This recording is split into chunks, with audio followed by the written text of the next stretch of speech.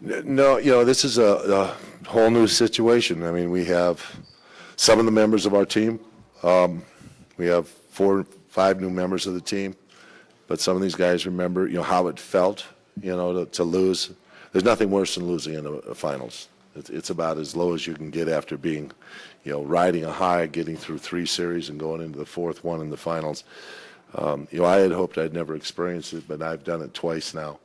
And so I know it's a real difficult summer after that. After we came back to the playoffs last year, I ran into Paul Pierce in a complex where my daughter lives in L.A., and I said, get it back. We want to meet you in the finals. So here it is, almost a year later, and we have this opportunity, both of us, to renew this rivalry. Phil, can you talk about what you did different against Amari tonight? We didn't give Amari room to drive. We tried to close out on him a little bit and tried to jam him, so he'd have a little bit of a tough time finding the pathway. And then I thought guys contested pretty well. He got to the line a lot, but I thought we kept him off his shot and kept him from scoring a lot of field goals. You're from the generation that, in the NBA generation, which everybody hated the Celtics, and your Knicks played them every year in the playoffs. Is this special for you playing Boston, or can it be anything but special playing Boston? For somebody with your experience.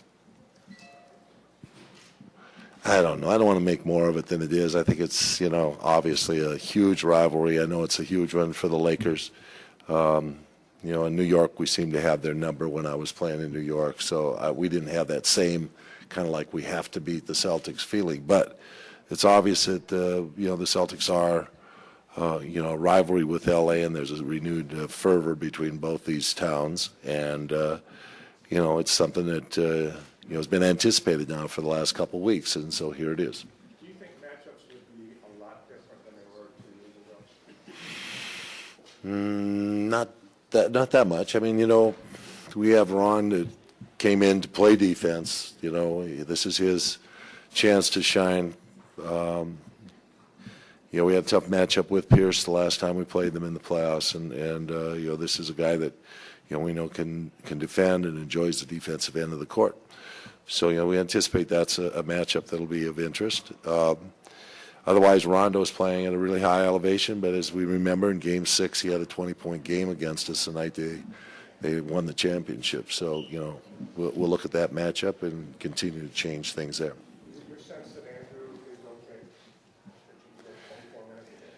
is okay? Andrew's going to give us what he can. He's not 100%. But, he's throwing himself in there, and, he'll do the job. He'll do what we ask him to do, and he'll be as tough as he can be out there with a limited amount of base that he can work off of.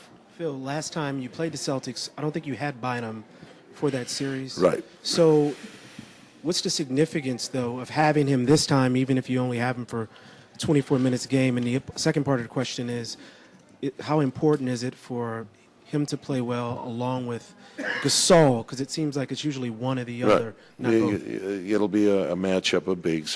Their bigs are very active, and they've got Wallace and Davis coming in off the bench, along with other bodies they can bring in. They're a big team.